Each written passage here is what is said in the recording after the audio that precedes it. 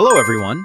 In this video, I'll show you how to create a modern grid product gallery in WooCommerce using the Woo Gallery plugin.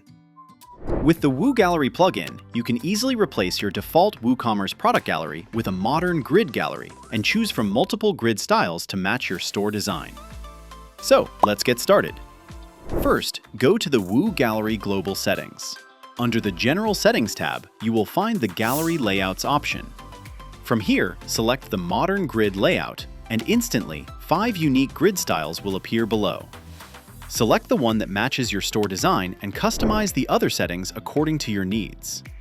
You can switch to a different grid style at any time you want, and all the customizations will remain the same, so you won't need to reconfigure everything from scratch. And that's it. Thanks for watching. If you found this video helpful, make sure to like the video, subscribe to the channel, and check out our other tutorials for more useful tips.